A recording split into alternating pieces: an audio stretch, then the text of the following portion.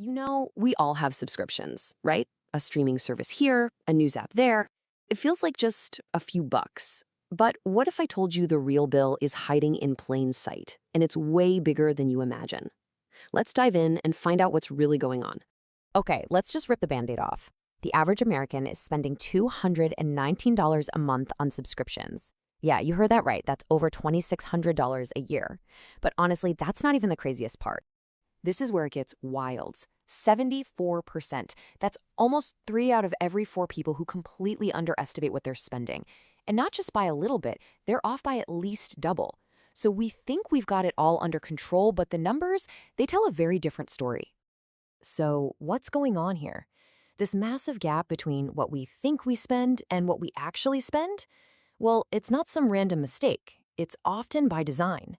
These systems are carefully built to keep you paying, whether you're using the service or not. And that brings us to this idea. It's called the subscription roach motel. Kind of gross name, right? But it fits perfectly. Because just like a roach motel, it's super easy to get in, but trying to get out, well, that's a whole different ballgame. It can feel almost impossible. This whole mess, this intentional friction, it actually has a name. It's called sludge. And yeah, it's all that bureaucratic junk, the extra steps, the hidden cancel buttons, the phone menus that go on forever. It's all designed to be so frustrating that you just give up and let them keep taking your money. I mean, just look at this. Does this look familiar to anyone?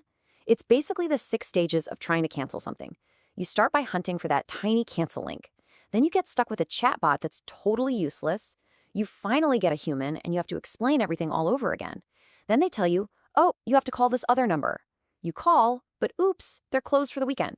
So you call back on Monday and get stuck on hold forever. It's a maze, and it's designed to wear you down. So this sludge stuff isn't just random bad design. It's actually part of a bigger playbook. In fact, the Federal Trade Commission has an official name for it: dark patterns. And these aren't just little annoyances. They are seriously manipulative tactics, engineered to trick you. Let's break down exactly what they look like. All right, tactic number 1, misleading you and disguising ads. This one's all about deception. It's when a company makes an ad look like something it's not, like a real news story or an unbiased review, just to get you to click on it. Here's a perfect example. The FTC went after a company that was sending out emails that looked like they were from CNN or Fox News. I mean, think about that. They're borrowing the trust you have in a big news organization to create this false sense of security, all to suck you into their sales pitch. Pretty sneaky. Next up is tactic number 2, and this is that roach motel we were just talking about. This is where they make it incredibly difficult to cancel. They trap you in a service you don't even want anymore by making the way out just a total nightmare of confusion and frustration. And you know what's really clever? The trap often starts with a promise of simplicity. Take ABC Mouse, for example. They advertised easy cancellation everywhere. But when the FTC looked into it, the actual process was buried under tons of promotions and confusing links. It was the complete opposite of easy. Okay, tactic 3, burying the important stuff. This is all about hiding key terms and tacking on junk fees. When the really crucial information, like extra costs or limitations, is hidden deep in some super long legal document, or it just magically appears right at the very end of the checkout. Lending Club is a classic example of this. They had these big, splashy visuals promising no hidden fees. Sounds great, right? But the actual fees, they were hidden behind these tiny little buttons you had to hover over to even see. By the time you might have found them, you were already way too committed to the process. And the last tactic we'll cover is about your data. This is when they trick you into sharing personal information. The whole interface is designed to push you, without you even realizing it sometimes, toward giving away your most private data. The case against Vizio is just, wow. Their smart TVs came with default settings that automatically collected what you were watching and shared it with other companies. Now, you could turn it off, but you had to dig deep into the settings menu to do it. And let's be real, they were banking on the fact that most of us would never even bother looking. So the big question is, why does this stuff work so well? I mean, it's not just that the designs are tricky, it goes deeper. It's about how these companies exploit some very predictable, very human quirks in our own psychology. First up, we've got something called loss aversion.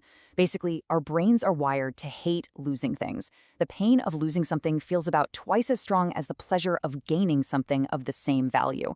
So the idea of losing access to all your movies or playlists, that feels way worse than the good feeling you'd get from saving a few bucks a month.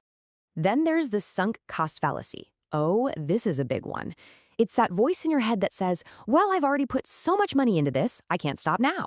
It's the reason you keep that gym membership you haven't used in 6 months. You're trying to justify the money you've already spent. And last but not least, there's default bias. We're all just a little bit lazy, right? We like the path of least resistance. And companies know this. They make auto-renew the default option because they know that most people will just stick with it. It's an incredibly powerful way for them to get passive income. Okay, so now we see the traps and we get the psychology they're using against us. So what do we do about it? How do you actually fight back? Let's take a look at where all this money is going and what you can do to take back control. This chart is super revealing. It shows the subscriptions we forget about the most. And look at the top one, the number one offender, making up almost half of all these charges, is the free trial that sneakily rolls over into a paid plan. I bet that one hits home for a lot of people. And if you're wondering where that $200 a month is going, here's a typical breakdown. Sure, streaming video is the biggest chunk. No surprise there. But look how fast the other stuff adds up. Food delivery, fitness apps, software. Each one feels like a small drop in the bucket, but together they create a flood. Now, let's be fair, not every company is out to get you. The good ones, the responsible ones, do things completely differently. They're upfront about costs, they actually send you reminders before a trial ends or a price goes up, and, this is the big one, they make it just as easy to cancel as it was to sign up. So, what's the big takeaway from all this? Honestly, the most powerful thing you can do is just be aware that this stuff is out there. That's the first step to beating it. Now you know what sludge looks like. You can spot a dark pattern from a mile away, and you get the little mind games they're playing. So the real question is, now that you can see the code behind the trap,